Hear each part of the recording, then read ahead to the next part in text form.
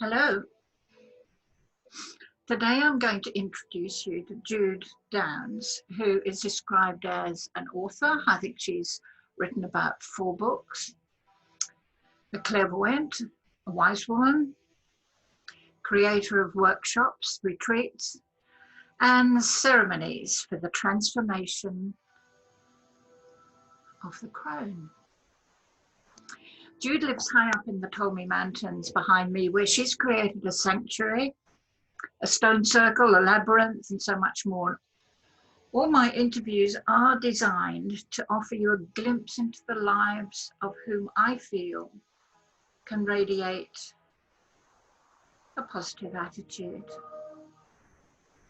Some you will know, some you won't know, some you'd like to know. So please join me for this next step in our chat room journey. So I'm going to welcome Jude. Let's see, here she is.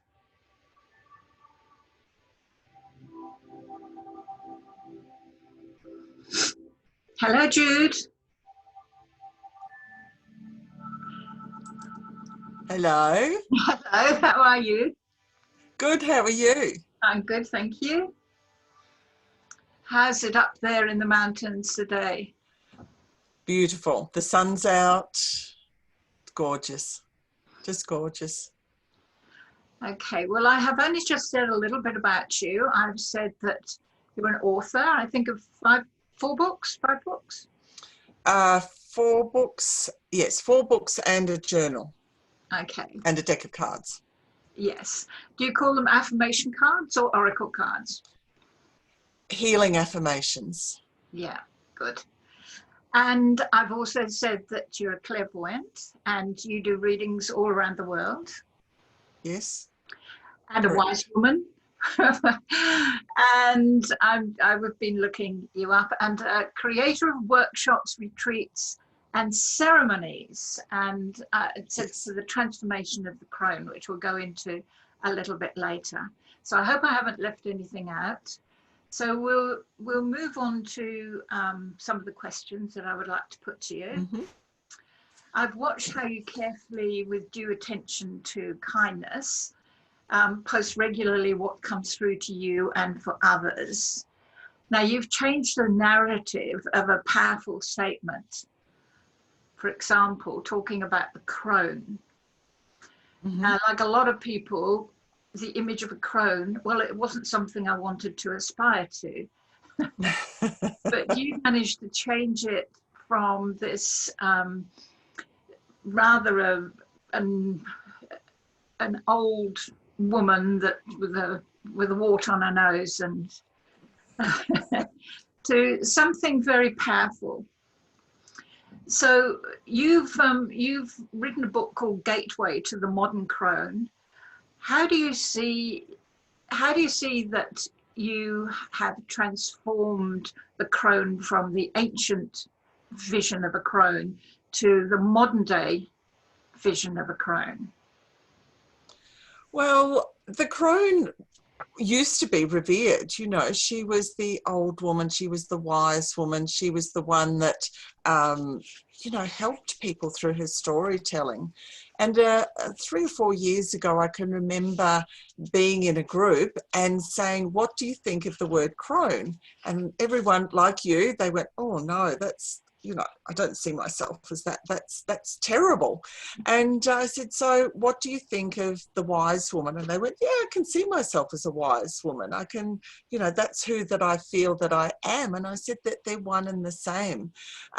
So if you look up a definition, it has the hag. It has somebody who,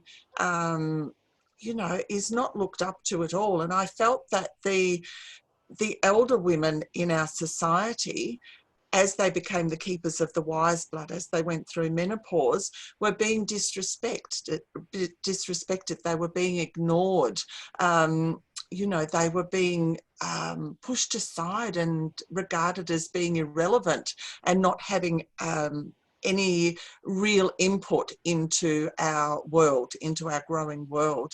And I saw that a lot differently. I saw that the crone could be vibrant, that she could be very alive, that she could embrace that time in her life, because I see the crone as the beginning rather than the end of the story. I see her as the story keeper, as the one who you know, needs to be visible, you know, wear vibrant clothes, be alive, dance, you know, do all of those amazing things, and be a mentor for those coming along behind, the game changers coming along behind, to come and listen to her stories. And yeah, I just see that she's starting to turn the corner now.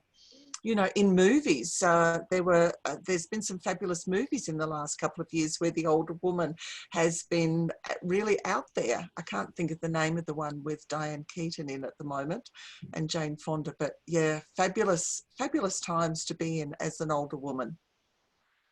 Do you feel that the older male has a label Yes. such as a crone or a hag? What would he Yeah. be? I mean, he would be the wise man, but He would be the wise man, perhaps the sage. Men aren't as disrespected, particularly in their 50s and 60s, as women have been. You know, they're still, you know, they're called names like the silver fox, and, you know, they're still very much respected in a business sense, and in very much in a powerful sense. So I see that they do come into their own as the sage, but they aren't as disrespected as what the crone is, I believe.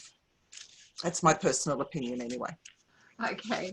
Well, I think I love what you do, because I found that so many women are fearful of growing old, and not just to have that label, but it's that from the time that most women were young, there's been a big emphasis on beauty and fashion and looking your best and being out Yeah. there, and they feel that once that starts to fade, once the wrinkles come and they can't perhaps fit into the same kind of fashions as they could, then their whole world has changed and declined. And so Yes. I personally say as often as I can to as many as I can, this is a wonderful time. And, you know, I just love it. So this is why I've invited you here today, so that you can also speak that truth, that the older you get doesn't mean to say that you lose anything, but you gain a great deal. Yes. I think a lot of that comes from women not bleeding anymore. They feel that they've lost their fertility, that they've lost some of their femininity through that. But if they turn it around and see that they are now the keepers of the wise blood, that they are keeping that within them, and that they have that wisdom to share, suddenly, you know, the older woman goes, you know what? Yeah, I'm fine just the way I am. Thank you very much. And they go about creating change in a crazy world. They're wonderful. I love older women and where they're going to now, you know, and I know some amazing older women, and I've known amazing older women that embrace that crone persona. Yes, I love what you said in your website statement, empowering women to empower themselves. And really what I'm seeing at the moment is that this has to start at any age where a woman is less than what they can be. And I see this in young people as well, this need to empower them, not just as a woman, but as a person, as a sovereign person. So do you find that your work also leads to working with the younger women as well? Absolutely. I mentor a lot of younger women because, you know, when we empower somebody, we are giving them, or offering them, I should say, the tools to help them empower themselves. We're not doing the work for them. They're actually doing the work. And what I'm finding is that more and more women, they just need a teeny weeny little bit of help, because they've got everything there within them. And it's just a confirmation of saying, There's a fly. Just a yes, there's a fly that joined us again. But I just see them honouring themselves and their journey. They come up with a dream and they know that they've got that dream within them, and life has a way of coming along and knocking them off balance. So they tend to think that they can't live their dreams. And so it's about having somebody to mentor them at whatever age that they are, to say, don't give up on your dream. Here are some tools that might help you along that way. And that's what I see for all women, is being empowered, because they've got it there within them already. So that's what I love. You are just allowing the seed to birth. Yep, absolutely. Yeah, dreaming the seed. Yeah.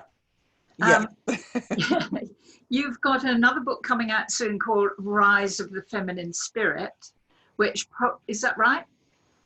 It's Rise of the Wise Woman, which came out in November. That was the last one that came out in November. Okay. And that's for all women. It's 48 Roads of Self-Discovery. So that's about women discovering that wise woman part of themselves and working with that wise woman part of themselves, whoever that may be on a given day, you know. So, yeah.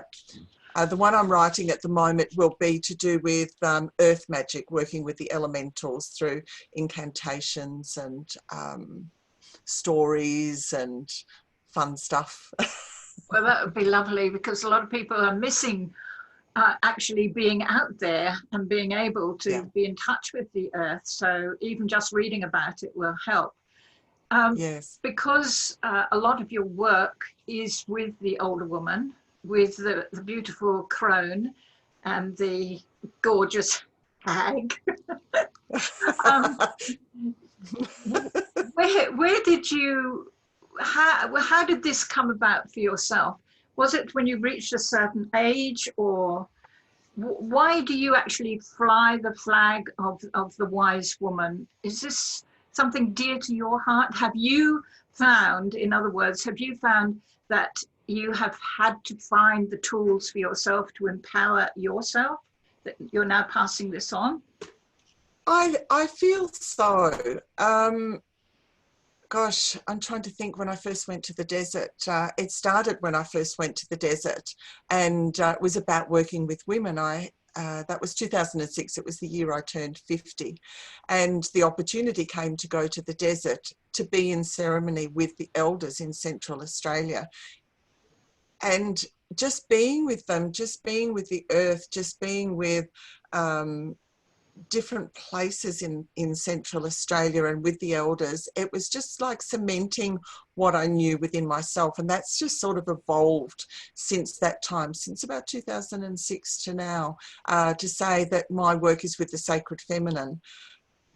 But that now I realise that also involves men that are walking that trail as well. So yeah, the sacred feminine is so important on our journey. I learned a long time ago from an Aboriginal elder that there is women's business, that there is men's business, and then there is our business. And it's something that stuck with me years and years and years ago, that we all have our place in life, and that we can work with just women, or men can work with just men, and then we come together to do what we need to do as masculine and feminine. And I think that that's really important in the world. I think a lot of people forget that we have both within us, and there should be a good balance of the two. So you touched on your experience in the desert, but let's go back a little further. I love to go back to childhood, where it's a long time ago. But you're a wise woman, so you love your childhood as well. A lot of what we have learned to admire and resonate with does begin in those early years. And you told me that coming into later into your life, well, when you were 11, I think you said that you were in New Zealand, and that what you loved to do was to walk between, what was it? You walked between the volcanoes, was it? We moved to New Zealand, yes, when I was 11, and on a family holiday we went to Rotorua, and what stuck with me from that time, because that's 50 something years ago, what stuck with me from that time is the mud pools and walking between the active volcanoes and the geyser, and just that earthing. So even at 11 years old, you know, there was all this natural events happening from deep within the earth, and I just loved it. And then after a year, or less than a year actually, we moved to South Africa for 3 years and lived in Johannesburg. So Well, you know, going again, back it to was New that earth. Zealand, Yep. I haven't been to New Zealand, but I have got family that come from there and are still there. I know about the geysers, and I think they've got hot pools there as well. Yeah. Yes. What are the mud pools that you talked about? What are they? Is The that mud healthy pools, mud? yes, I believe that they do take some of the mud and use it for clay masks. The last time I went there in 2013, we went back to a place that I'd been to, and they were talking about taking the clay and using it for, you know, skin and so forth. There's a strong smell of sulphur that exists around there. But the mud, it just sort of plops up, you know, the heat of the earth, it sort of boils the mud and it just plops up. It's just magical to watch. It's mesmerizing to watch. And it's something that, you know, for something that was so long ago, what, 54 years ago, 53 years ago, it's still, the visions of it in my mind is still very, very clear. Probably more than anything else. It's the earth stuff that sticks with me. One of the miracles of nature. So you then moved to South Africa, and you would have only been about 12 there. Yes, 12 to about 15, and we lived in Johannesburg, beautiful city, and I remember the first thing, it's built on, from memory, it's built on gold mines, and not long after we'd been there, there were earth tremors, and they were used to the earth tremors that came from all this mining. But Dad liked to go and take us on holidays. So we went 2 places I remember specifically. One was Kruger National Park. And the thing that struck me there is that it was humans that were in their cars, and we weren't allowed out of our cars as we drove around the park. And at night we were locked up in compounds, and the monkeys used to come into the compound, and you could look over the compound down into the river and see the hippos in the river. And so you drove around during the day. We were charged by an elephant that ran down the hill, and you know, we saw lions, and we had, I think it was baboons. I remember one coming on the car, and Mum had her window open this much, and she had biscuits on her lap, and it put its arm in the window and grabbed the biscuits and and took off with them. So the thing that I took from that was the fact that it was the humans that were locked up for their safety, but it was the animals that roam free. And that was something that has stuck with me all of these years, is, you know, that freedom of nature. That park is the largest game park in Africa, isn't it? I'm not sure. I can't remember. Yeah. Yes, it's absolutely enormous. And I presume that it is well protected as well. I would think so. I would definitely think so. So again, it's those memories that really stay with you, you know, forever, because it's the visual, being a visual person, it's the visuals of what I saw and experienced. And we stayed in these huts called rondavels, these round houses. Extraordinary. And the second place that we went to, that I only remember a part of this, but we went to a place called the Sturgeon Caves. And I believe they did them up in 2005, but this is going back 50 odd years. And we had to crawl through this little entrance to get into the cave. Now, this is where they found something that was this skeleton that's about 3 million years old. So it's got very ancient artifacts within this.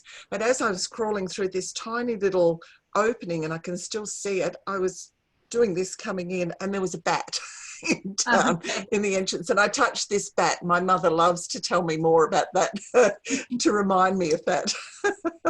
Well, I don't know about where you are, but we've got a lot of bats here. They start singing at night, and I actually got spooked the other day.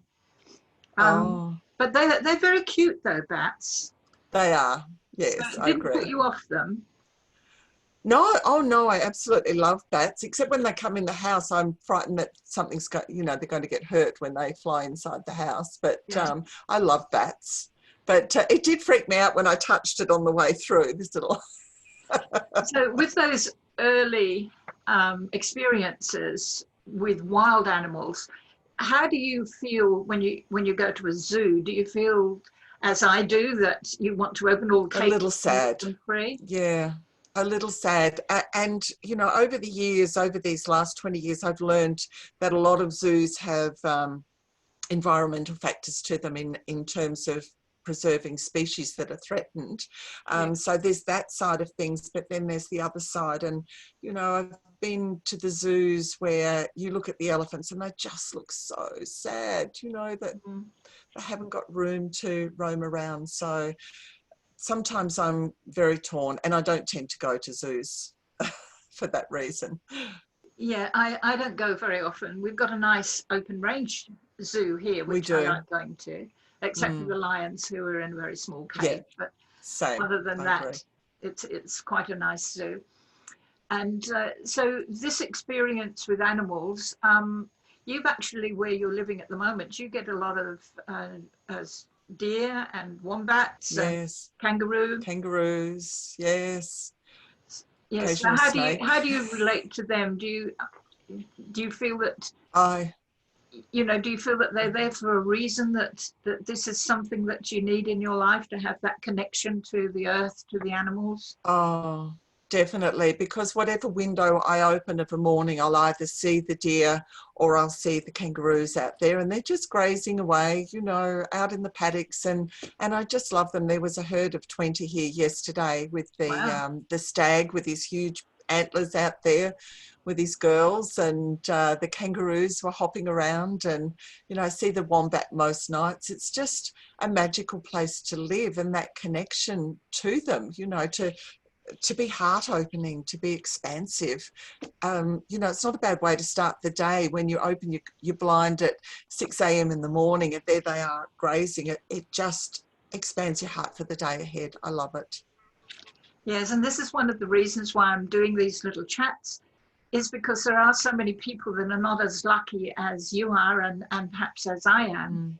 And that if they open their window, you know, they might just see other buildings or roads or traffic noises and you know, toxic fumes. And I think it's important that these people have a way of seeing how others live that can be different to their choice. And I do believe that wherever anyone is, it's their choice. That somehow they can move themselves to a place where they would feel as comfortable as we do. But then maybe not everyone has the same idea of where they'd like to live as we do. Because for you particularly, it can be very isolating, can't it? Oh, I love it. I love not being where I am. Would like that. Not everyone would be able to take that, because a lot of people are more social, whereas I've always had groups of friends, and I've always had my tribes around me, but I relish the times where I can just sit on the earth and just connect with the earth and the elementals. And for me, that's great. But a lot of people, they love the cities and they love the environment and the energy of what that affords them. So I guess it's what appeals to each individual, isn't it? Yes, and it's probably, again, going back to age, it probably depends a lot on your age. Because when I was late teens and into my 20s, I was living in London, and I came from the country, but my choice was to be in one of the biggest cities in the world, and I Yes. enjoyed it at that time. So yes, Yeah. everything should be in balance. Now we're talking about the earth, and you touched on the fact that you had been to, you said the desert, but of course people who are not necessarily Australian would think maybe the Sahara or Egypt, but in fact you're talking about the Red Centre, you're talking about Uluru. Yes. Yeah. So Go on. yeah, so tell us a little bit. I mean, I haven't been to Uluru. I love looking at the photographs of Uluru, and I've met many people who have been. And I don't know about you, but when they said that they were closing it to people who were climbing, I rejoiced. I thought, oh my God. So did I. That is so good. Although a lot of people said, you know, that they wanted the right to be able to, but people shouldn't necessarily have the right to go wherever they want if it's a sacred place. So anyway, that's me, my thoughts. So I agree. How was it for you? It was wonderful. The first time I went to the desert was actually just below the Northern Territory border in South Australia near Ernabella. The second time I went was, it was sort of at the back of Uluru at a place called Yulara, which is just sort of at the back, which was where we were doing ceremony. And it was just magical, you know, and a friend and I did a little walk and sat facing Uluru, and what I could see within the rock was just magical. It, do you want me to tell you about what I saw inside the rock? Oh, please, especially if it involves crystals. Yes. So as I sat there in meditation, because we weren't doing ceremony at that time, went into a deep meditation sitting on the red earth, and inside the rock I could see this huge sacred flame coming up from deep within the earth. You can see my hands moving, can't you? Sacred flame coming up from deep within the earth. And it was like multi-leveled, and the grandmothers and some grandfathers were actually tending the flame. And then rotating above the flame was this huge crystal. It was pink, it was faceted, and a beautiful shade of pink, and it was rotating on its own above the flame, and this energy was coming up from deep within the fire in the earth, out through the crystal, out the top of Uluru and down into the landscape. Now this was, I think, 2007, so long before now, and this energy just flooded out into the landscape. And I was to fly to Sydney a few days after ceremony, and to go from the beautiful quiet of the red earth to Sydney was just like a bit of a shock. And another friend, we went into a New Age shop, and sitting in the cabinet at the bottom of this cabinet in the New Age shop and lit by a light from above was an exact replica, a glass replica of the crystal that I had seen inside Uluru. And so it was a confirmation that my journey working with women, my journey working with the sacred feminine, with the grandmother energy, it was just quite extraordinary. So that's been with me all of these, 13 years. It's sat with me here, working with me, reminding me of that meditation with Uluru. Extraordinary. Just loved it. It sounds amazing. As you probably know, I love meditating and writing meditations and giving meditations. It's like you enter a world of fantasy that is so the vision is so strong that it's real. And so perhaps we are moving into a different dimension within a meditation. Definitely. So during these down times when so many people are locked away and maybe suffering a little bit through various losses, etc., what would you, as a wise woman, recommend that they can do during these times? I mean, meditation isn't for everyone. I mean, most people think of meditation as sitting down, closing your eyes and going on, you know, but of course, we know it's more than that. But beyond meditation, how do you feel people can lift themselves out of their environment at the present time mentally, not necessarily physically at the moment, and certainly Yeah. emotionally? Well, I think if they do have a park nearby within their particular radius that they're allowed, is to try and get to the park as often as possible, connect with the earth, connect with the trees, set up an energy loop with the earth, and really dig deep within themselves.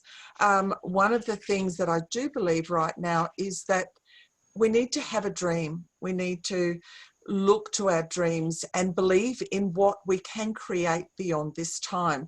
So even though, you know, people are locked away, we've still got that rich inner world that we can tap into, whether we do it through ritual and ceremony, whether we do it through prayers, whether we do it through just visualizing being out in the Red Desert, for example, you know. And then if you've got a dream, back yourself. You know, by backing yourself, what I mean is when I've wanted to publish a book, release books, I've believed in myself enough that I have found ways to make my dreams come true and put them out there. So if they've got a dream, find a way to back themselves. If they don't know what that dream is yet, just use their rich imagination. I see the imagination as the key to awakening the creative spirit. So imagine as big and bold and bright as possible, and then bring it back to achievable goals on what can I achieve right now within this space. Do I need to do some research? What are the first steps that I need to take? But backing themselves in that is my best advice there. Yes, and understanding the power of manifestation. Yeah, and because we can manifest both sides. You know, we can manifest positively, we can manifest negatively. So exactly. That choice comes back to us. So be careful what you wish for, and because you will get it. Yeah, so make sure it's really good. But also, most people have phones nowadays and internet and all of these other technological advances that we're lucky to have in this day and age. So you can go in and you can read things, study things, and go beyond what you could normally do because you have more time. So to make the very best of it. So thinking about what people can do on manifesting, do you have any special secrets about how people can manifest what they want? Because what I'm finding talking to people generally is that when I say, but you know, I'm an Aries, so whenever someone is a bit sort of, I said, well, just do it. And it took me many, many years to realize that not everyone had the same mindset, and not everyone could just do it, you know. And that's, you know, it was really rather rude of me to even think that, even if I didn't say it. But that's beyond that. How do you feel that people can get beyond listening to you and thinking, well, it's easy for her because she lives up there and she doesn't have this and she doesn't do that? How can they get beyond their personal thoughts of lack, if you like, and get into that positive frame of mind that will help them to bring forth whatever they need to manifest? Yeah. The first thing I would say there is that before this time, people had stories. Everybody's got a backstory. Everybody's got something that they've been through in their life that has taken them to the lowest of low and have worked out ways to get through it. So if they dug deep to how they have actually moved through other traumas in their life, then that's a good starting point. The second thing I would like to say is that for me, it was connecting with nature. I would sit out in nature with what I call the goddess. Oh, nearly swallowed that. That was a bat. That's my wildlife. Sitting out in nature hour upon hour upon hour and just watching, you know, when I lived by the ocean before I moved up here to the mountains, just watching the changing ocean and listening to the sounds of the changing ocean. You know, sometimes she was calm and quiet. Sometimes I would see a seal diving in and out of the waves trying to catch its lunch. You know, and other times the wild nature would make my heart pound with excitement, and the wind would whip it up. And so being out in nature and sitting with nature, I find, is the best way to get your answers, to be totally present to the sounds, the sights, the aromas, the feeling of the warmth on your skin, or if you need to rug yourself up. I used to take my camera along with me and take beautiful shots of different aspects, and I still do that now. It's about being totally present to self and what's around you, and you get out of that mind, that, do they call it the monkey mind, where it just goes around and around because and it's around. always chattering. Yeah, and so being out in nature, it actually takes you away from that chatter and away from those thoughts, those worries, those fears, and puts you into space of absolute beauty of nature. Even if it's the park, even if it's your balcony that you've filled with plants, you know, and the birds or the butterflies come. So it's about finding your place in nature wherever you live, and connecting with that and being present to what's around you. That's my best advice with that, is that's how you manifest, is that you become totally present, and that way that seed of a dream can begin to germinate, and information can begin to come through about how to take the next step, You don't have to see the end result. You need to bring it back to just taking a step at a time, and that's all it takes, one step at a time. That's that is a very good book title, One Step at a Time. Because so many people think that they have to go from A to Z in one enormous leap. But in fact, part of what we know, part of the enjoyment is the journey to get from A to Z. You don't have to be there immediately. Definitely. Well, on that note, one step at a time, I think we may have covered quite a lot of your experiences. And if people want to get in touch with you, it's dreamingtheseed.com.au. Jude Downes, JUDEDOWNES.com is the best way to find my website. Yeah. JUDEDOWNES.com. And you're or through the Gateway to the Wise Ones page. Readings, my blueprint, Dreaming the Seed blueprint, and my books are all available on there as well. Good. Well, it's been lovely having this chat, Jude. Thank you for inviting me. And I'm sure we'll get to chat in person very soon. Hope so. Yes. And we will enjoy the rest of your day. You too, and thank you so much. I've really enjoyed it. Thanks, Suzy. Good. We'll talk again soon. Okay. Bye-bye. Bye-bye. I'm seeing if Jude goes, but she's not going just yet. You'll have to click me off. You really? I was going to say a few words about you. So we'll pretend you're not there. And what I'm saying is that it's very important. What I will add to what Jude's saying, because she can't hear me, she can't even see me, is that it's besides everything else that we've covered today, I think it's very important that you find people. The new way of saying it is your tribe, but besides enjoying isolation, besides enjoying being on your own, besides enjoying being in nature, also finding people that think the same as you, that can encourage you, that can lift you when you need that lift. So to find people that can do that for you, I think is so important at this time. And to say, well, I don't know anybody, well, we've got the internet now, and there's an abundance of groups on whatever you're interested in.